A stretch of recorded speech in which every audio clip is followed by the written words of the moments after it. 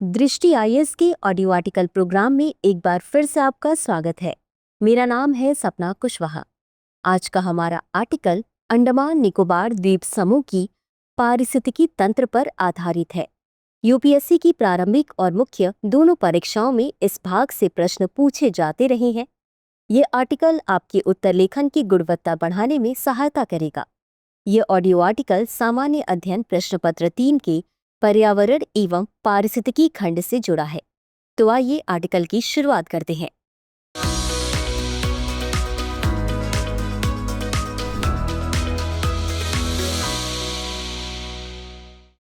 अंडमान और निकोबार द्वीप समूह भारत का एक महत्वपूर्ण केंद्र शासित प्रदेश है, जो अपनी भौगोलिक स्थिति, जैव विविधता और सांस्कृतिक धरोहर के लिए वैश्विक स्तर पर प्रसिद्ध है।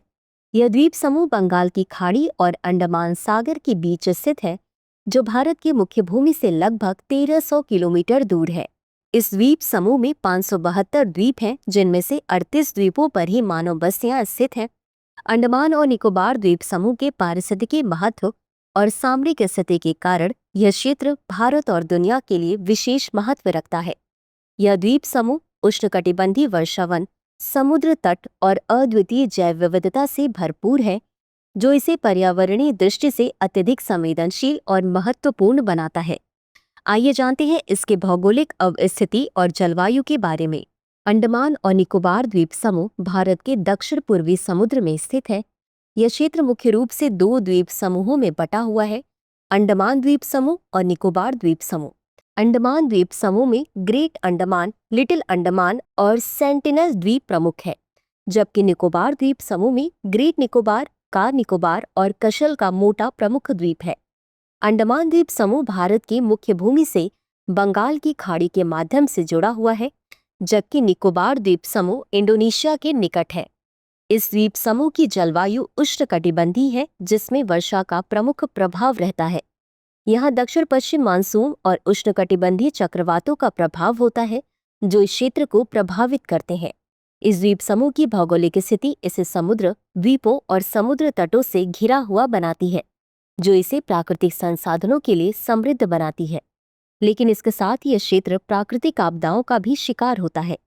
2004 में आई सुनामी ने इस क्षेत्र के एक बड़े हिस्से को तबाह कर दिया था, जो इस क्षेत्र की भौगोलिक संवेदनशीलता को दर्शाता है। आइए जानते हैं वनस्पति और जैव विविधता के बारे में। अंडमान और निकोबार द्वीप समूह में वनस्पति और जैव विविधता अत्यधिक समृद्ध है। यहाँ के जंगलों में भारत और मलेशिया की विशेषताओं के मिश्रण को देखा जा सकता है। इन द्वीपों पर 100 से अधिक पौधों की प्रजातियां पाई जाती हैं, जिनमें से करीब 235 प्रजातियां स्थानिक हैं, यानी ये प्रजातियां केवल अंडमान और निकोबार द्वीप समूह में पाई जाती हैं। यहाँ के उष्णकटिबंधीय वर्षावनों में सदाबहार और पर्णपाती पेड़ों की बड़ी संख्या है।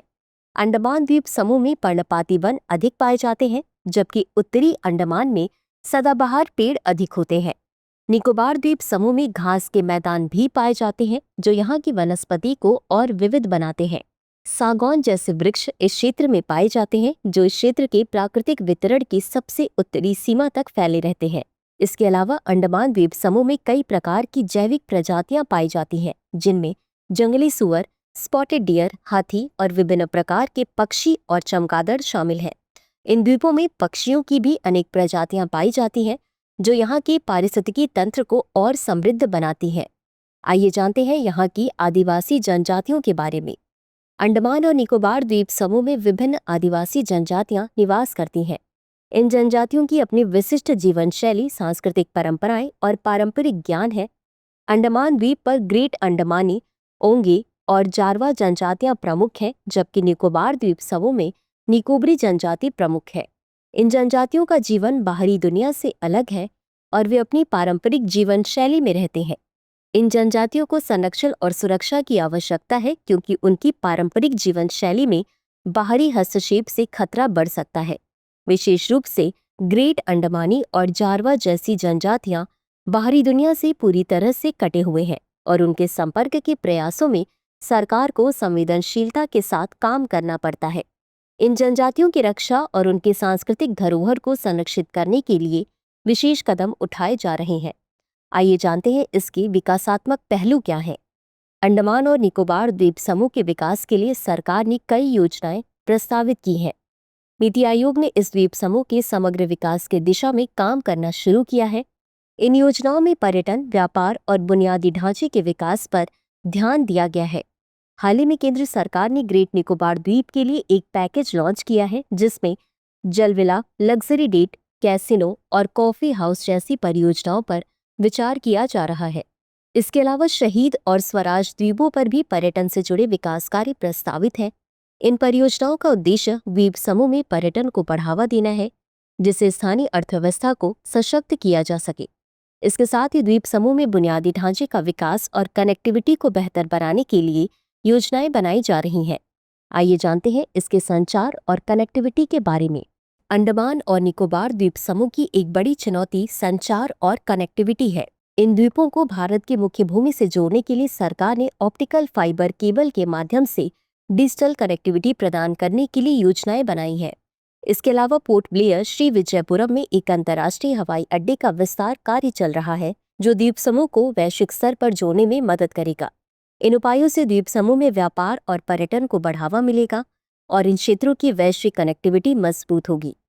आइए अब जानते हैं इसके लिए पर्यावरणीय चिंताएं क्या हो सकती हैं।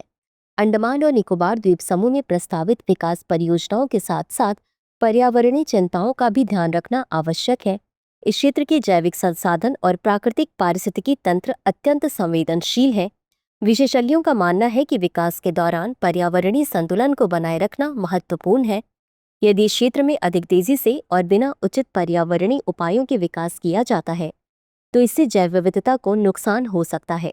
इन द्वीपों की प्राकृतिक संसाधनों जैसे कि उष्णकटिबंधीय वर्षावन, समुद्र तट और अन्य प्राकृतिक धरोहरों की रक्षा करते हुए विकास कार्य किए जाने चाहिए। इसके लिए सतत विकास के सिद्धांतों को अपनाने की आवश्यकता है, ताकि विकास और पर्यावरण संरक्षण के बीच संतुलन स्थापित किया जा सके। निष्कर्ष: अंडमान और निकोबार द्वीप समूह का भौगोलिक, सांस्कृतिक और जैविक महत्व अत्यधिक है। इस द्वीप समूह के विकास के लिए सरकार द्वारा कई योजनाएं प्रस्तावित की गई हैं, जो इन क्षेत्रों की कनेक्टिविटी, बुनियादी ढांचे और पर्यटन को बढ़ावा देने के लिए काम करेंगे। हालांकि विकास के साथ साथ पर्यावरणीय संरक्षण और जैव विविधता की रक्षा भी आवश्यक है। इन द्वीपों में प्रस्तावित परियोजनाओं को सतत विकास के सिद्धांतों के तहत लागू करना होगा, ताकि यह क्षेत्र अपने प्राकृतिक और सांस्कृतिक महत्व को बनाए रख सके। सरकार को इन द्वीपों के विकास के साथ साथ यहाँ रहने वाली आदिवासी जनजातियों के हितों की रक्षा भी सुनिश्चित करनी होगी। इस संतुलित विकास मॉडल के माध्यम से अंडमान और निकोबार द्वीप समूह को पर्यावरणीय और सांस्कृतिक दृष्टि से संरक्षित रखा जा सकता है। चर्चा को विराम देते हुए नोट कर लेते हैं आज का सवाल। अंडमान और निकोबार द्वीप समूह की अद्वितीय जैव विविधता और प्राकृतिक संसाधनों को संरक्षित करने के लिए सरकार द्वारा उठाए गए कदमों की विवेचना कीजिए। तो व्यूअर्स, आज के लिए बस इतना ही। मिलते हैं अगले एपिसोड में किसी नए टॉपिक के साथ। तब तक के लिए धन्यवाद। डियर व्यूअर्स, अपने एग्जाम की तैयारी को और बेहतर करने के लिए हमारे चैनल को लाइक, शेयर और सब्सक्राइब करना न भूलें।